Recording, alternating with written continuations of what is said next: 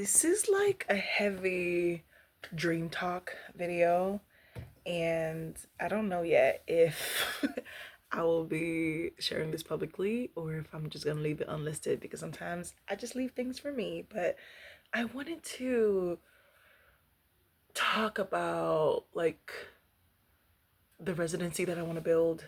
Um, I've been thinking about it so much this week. It's not even funny. I feel like it's like that's what's keeping me grounded. Like, I don't know about you, but like when I'm navigating a season where um I just need to get through. I spend a lot of time in my mind and thinking about the things that I want to build. Thinking about the things that I want to do is like is is weird. It's like a form of therapy. It's a form of escapism for me. And so I spent a lot of time doing that this week. Driving to this job, child, leaving this job, trying to make through. I'm just like, I just want to do things. And so yeah, I the more time I sit with it, the more time I spend bringing it up in conversation, it feels like it's something that's more and more possible for me. Um, and I'm already doing the work, which is like another thing too that I have to realize. It's like um, the work that I'm doing is not in vain. I'm doing very meaningful work that's leading me along the path that I need to go. Um, but wait, if you're new around here, like, girl, what are you talking about? Hi, my name is Lynn. I'm an artist and I am like an art founder. Can I say that? Like I'm an art professional. I work in the art world. I lead strategy for museums and galleries on audience engagement, how to build their communities, how to build engaged communities, and how to have genuine relationships with the communities that they serve. That's what I do, and I'm really good at it. But other than that, I'm passionate about uplifting artists as well. I'm passionate about pouring into their work and giving them the space to create, giving them creative opportunities. And one of my crazy, crazy big dreams is to have an artist residency one day. And I want to say that maybe I kind of have one now a little bit, but like it's seeds. Seeds are in the ground. Seeds have been planted, and the beauty about that is when you plant a seed, it takes a second, it takes a minute. You plant it today, it's not gonna sprout the next day. So it might even look like it's dead. Hello? If you plant a seed and then maybe a couple months later you uproot it, it looks like it's just like dried up in the ground, like, ugh. But you leave it there just enough. You leave it there just enough, and one little root goes. You don't know what the work that's happening on the ground. Oh, that's a word on this today. You better catch it. You better catch it. You don't know what's happening on the ground. Also, it's none of your business. Okay? Also, it's none of your business. And so there's so much that happens underground. The root starts to sprout. It's trying to find its way. It's holding on to the dirt. It's just trying to hold itself in place. Things are happening. It's getting all the nutrients that it needs. It's getting the water that it needs. It's getting all of the things that it needs. And then it gets to the point where it starts sprouting. And sometimes we can have the tendency to give up, like, oh, this is taking too long. We uproot it, we put it in the trash. But girl, you was just getting there. And I'm the we. I'm not gonna talk for nobody else. I have the tendency to be like, yeah, no, then never mind, you know? And so I want to believe that when it comes to this specifically, the roots that I put into the ground 3 years ago are sprouting, underneath the ground. And there's a little something above ground. I have to give myself more credit than that. Um, but yeah, I'm so passionate about pouring into other people, giving them opportunities to share their work, um, and build their creative careers. I think one thing that I find very fascinating is, I'm an artist who went to business school, and for the longest time, I thought that that was something that would set me back. I still feel that sometimes. I feel the imposter syndrome be creeping, it be creeping in here and there. When I'm around super dope artists, like I know people that are like studying at Harvard and getting their MFA from Harvard and getting their MFA from some of the most prolific colleges and universities in the country, which by the way just so happened to be in Boston. And so just to hear the dope stuff that they get to do. And I'm like, girl, I don't know how to write an artist statement enough to get into a residency. You know, and I've been talking about that candidly on here, and I'm talking to my friends about that, like candidly, like one of the setbacks from going to business school is that it taught me business. It taught me business, and it taught me business very well, but there is like a lot of nuance and texture and color and stuff that I could go towards my art practice that you can only get in art school. I was talking about that yesterday with with an artist friend, and I was just like, yeah, so for the longest time I thought that, going to this business school and then not being in an art role would be a disadvantage, but it actually sets me apart because they don't talk about business stuff at all in art school. And so I peeped very early on. I'm like, y'all don't be talking about marketing and things and da, da, da. Like in business school, like you have the tools you need to start your business while you're in school. Art school is like make art, but they don't talk about how you sustain the practice, because it's a business. You're selling your work, you're putting your work in shows, you're marketing yourself, and they don't talk about any of it. And so it was like the more I sat in conversation with my artist friends that I was like, oh wait, I'm onto something. Like I have an advantage here. What I thought would be the thing that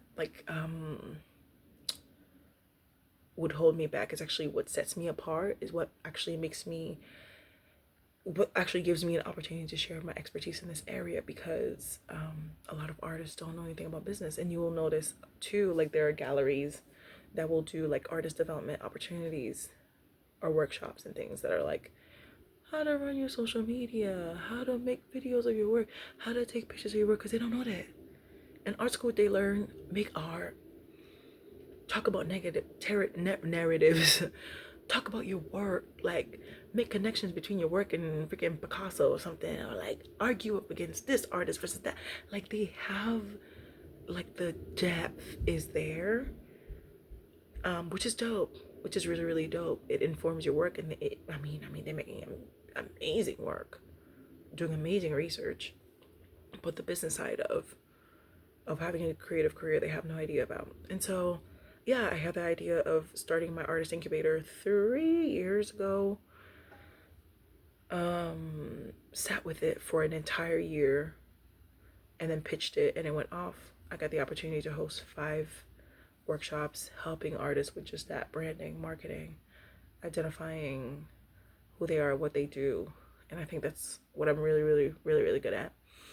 And so I think the artist incubator was me putting the seed in the ground. Or maybe like 2023, the time that I spent 2023 doing research, was putting the seed on the ground. And it's been growing for 3 years now, and I want to do more of this. Like I was just talking to a friend about I was talking to a friend about it. I bring those conversations here clearly because I make these videos every day. But like, yeah, I saw the opportunity to get grant funding for a residency. I didn't have time to apply for it. I was tired. I didn't have time to apply for it. The deadline, I didn't have time. But I'm gonna keep an eye out for future opportunities to get funding to put together a residency. But I was telling my friend, I was like, what if we like rent an Airbnb and we all just go and we all just hang out and make stuff and collab, like a content house for the weekend. Like I think I want to do that this summer. I'm gonna try that with a couple of friends, just to like test this artist residency concept. But and that's just it. Like you want to do something, just do it. Like just do it. Who are you waiting to give you permission? It's never coming. Do it. And so since I didn't apply for the opportunity that I got, I think I'm gonna do it, you guys. I'm gonna find a weekend in the summer to bring like 3 or 4 super dope people together within different mediums and just like spend a weekend in a cabin in the woods somewhere just making stuff and see what happens. But yeah, it's in me. The pouring into other people, the uplifting others, the helping them shape their vision, helping them go after the crazy things that they want to do. And then you have the hospitality portion. I'm genuinely passionate about hospitality, and which is why I'm gonna have this artist residency house that's gonna look like a hotel. It's just gonna be a vibe. It's just gonna be the best thing in the world. Just like Kane Wiley has this amazing residency in Senegal, like I'm gonna be in another part of Africa with a huge hotel where artists can come and make work. Like, it's so funny because I'm like heavily inspired by the founder of my museum, who she built a museum from the ground up, and then she was like, come on through here, come on up here and make art. It's 1,000 rooms in the house. Find somewhere to sit down and make stuff. Just make stuff and put it on the wall. Make stuff and put it on the wall. And I share that vision. So yeah, I just want to say that the artist incubator is what made way for me to be like, oh wait, no, this is actually a need. This is a need. People like this. This is very impactful. People gained a lot from this. I built partnerships. I built relationships with community members and community leaders, people who led sessions for me, speakers, professionals, artists, dope people. And it was like it's like a preview of what I know I can do. So if I'm doing a residency, like a 2-week long residency, or shoot, a month or whatever, it's like we are going to have the visiting artists. We're going to have people leading sessions. We're going to have people like helping people with their resume, helping people with their CV, helping people with their websites. And that's something that even, not even like, I don't know that maybe that might be too much for residency, but I want to do more of these, right? More of like some of these virtual workshops, some online workshops, helping people with their resumes, helping people with their artist CV, helping people with their website. As much as I can in the meantime, right? So I have the vision of like, I want to do this up here. What are some of the steps that I can take in the meantime to build the momentum to get me here? It's like, it's really a one thing a day type of ordeal. And yeah, that's what's on my mind, thinking about what can I do now, child? What can I do now? How can I give back now? How can I pour now? Which is why I love making these videos on here, sharing tools and resources. Yeah, I want a residency. I want to have a beautiful home that I invite artists into. Did I tell you about my Cuddy Hunk? It's so funny. I'm wearing the Cuddy Hunk shirt right now. This is crazy. This was not planned at all. I just woke up from a nap. But Cuddy Hunk, like, I learned so much from Cuddy Hunk, and I would love to work with them again, to really shadow how they create experiences for people. But yeah, it's really dope. It's like this dope, amazing person, Tamerlane. She like inherited, child. I'm not gonna put that lady's business out there, but she inherited a mansion from her grandfather on an island somewhere, child. And she's been doing great work through it. She created a residency and she brings people out for a week or two, and it has like a bajillion rooms, a bajillion sitting rooms and spaces, and then she sets up working areas for artists outdoors. And you spend time, you explore the island, you make work, you're inspired by one another.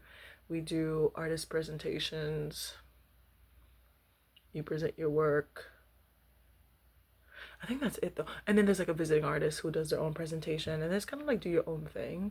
And I'm heavily inspired by that, but I definitely want to like lean into the business thing. It's kind of like a my version is gonna be more like a mastermind type of thing, where it's like I'm gonna push you just a tiny little bit, which is a lot of it. You know what I mean? So it's not just like a residency, like, make work and blah. And it's also not gonna be like the type of residency that's like, show me a new body of work. That's perfect. But it's not gonna be like, just do whatever. It's gonna be like that sweet spot of like, you're gonna learn something, you're gonna leave here with something, you're gonna put something into practice before you live here. Okay. So if you want to be more consistent with social media, you start while you're here. If you want to whatever reshape your website, you start while you're there. Like giving people practical tips, practical tools, update your CV, update your artist statement, like all the marketing. It's like a marketing artist residency, and I feel like that's not a thing. There's a gap. There's a gap in the market. I'm trying to tell y'all, there's a gap in the market because residencies are like, yeah, come and hang out, make stuff, make cool art that's gonna end up in a gallery in a museum. But this is like, come build your stuff. Come really set yourself up, and that's what I would love to do. Wherever I end up, wherever I go, whatever I end up doing. So, I'm very excited at the thought of it, and I'm putting the seeds in the ground. I'm putting the seeds in the ground. I hosted Artist Incubator. We'll see how that comes back in a different capacity. I'm working on my project this summer. It's gonna be very collaborative with some local artists. That's kind of like part of it. And then yeah, like I'm doing stuff. I'm doing stuff. I'm doing stuff. I'm gonna rename it. I'm gonna have a page on my website speaking about my residency, which I need to figure out the language around. But it's right now. It's already a creative space. You know, this is what legitimizes it. And I want to have 15,000 acres of land 10 years from now. It's like, no, I'm doing things now. And like I said, I want to get back into hosting workshops, reviewing resumes, reviewing CVs, intangibly helping people now and creating programming now so that, you know, we build that momentum. Yeah, and I wanted to end with this. We have some neighbors up the road who planted some pine trees. I believe they planted those pine trees, I want to say at least 7 years ago. It's been 6 years since COVID. It was like a couple years before that. So definitely at least 7 or 8 years ago. Tell me why they planted like these tiny little baby trees. They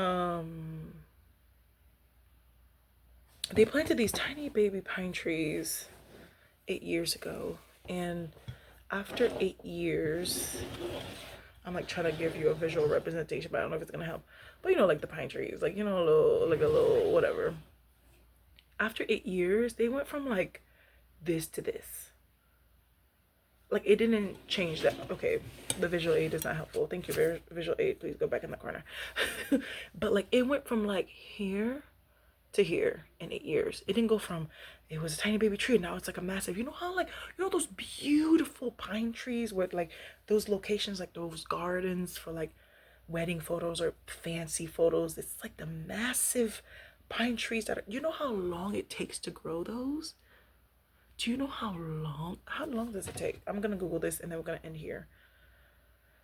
I find it so fascinating every time because I drive by every single day, and every time I look and I'm just like, wow.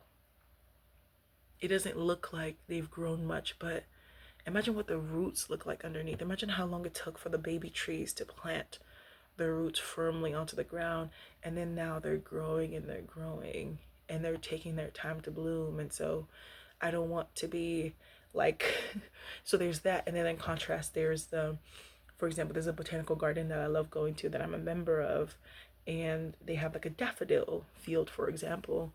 It blooms in the spring, and then it's beautiful blooms for maybe 3 weeks max, and then the field is just grass again.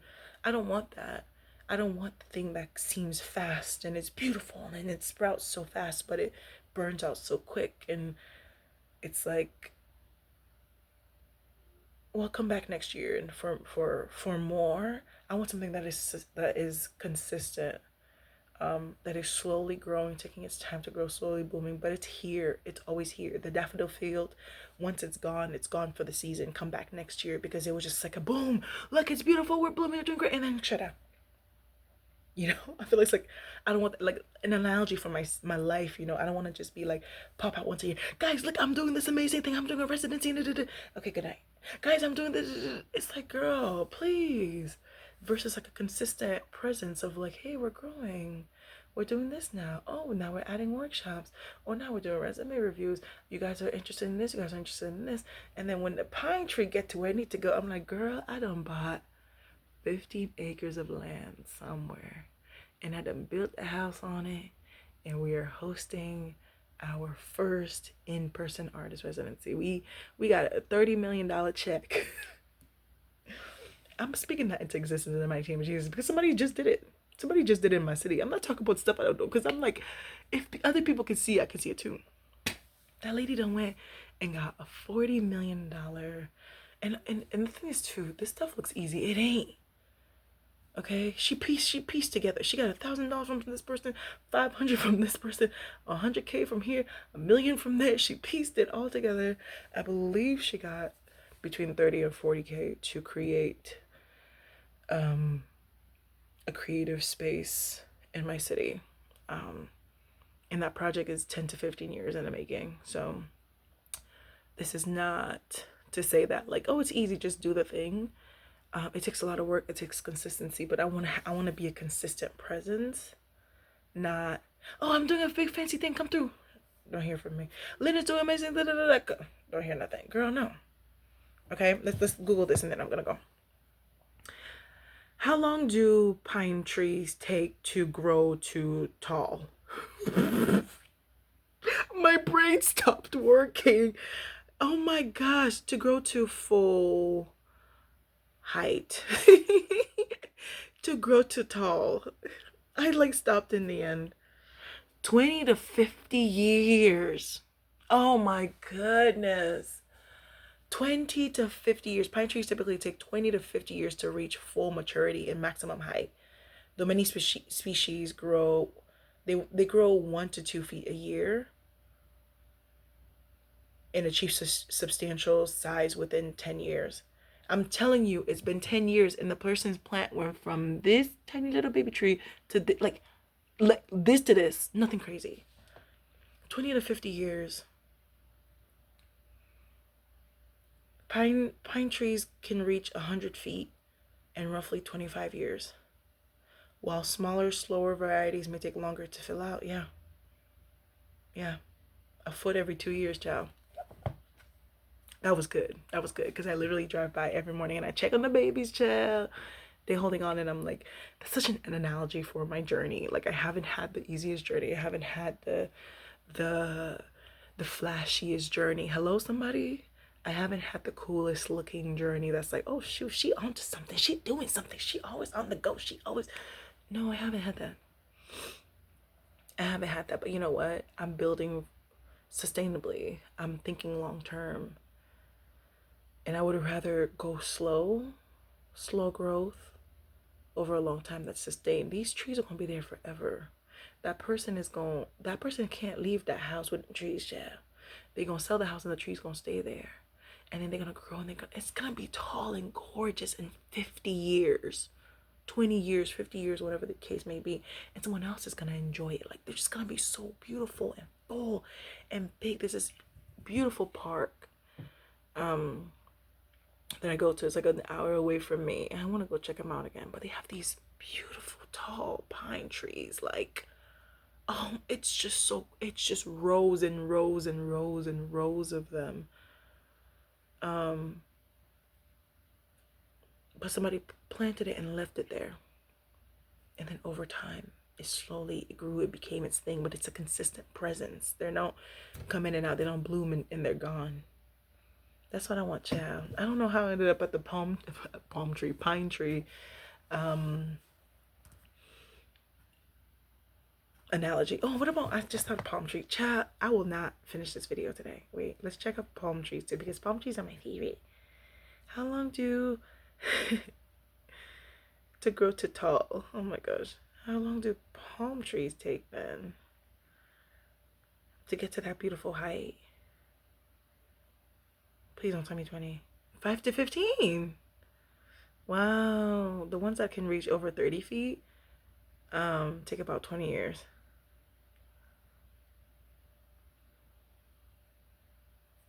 We're learning so many things from the plants, from the trees. But yeah, if you're new around here, hi, my name is Lynn. I often talk about trees and strange analogies, but overall, I'm talking about my growth, right? I'm talking about my year of becoming, and I strongly believe that if you can see it, you can have it. And I'm giving myself permission to go after the life that I can see so clearly for myself. And so, if you're on that journey as well, join me. I'm right here. I'll be right here every single day, y'all. You can come and meet me right here tomorrow. All right? Catch y'all later. Bye. Good night.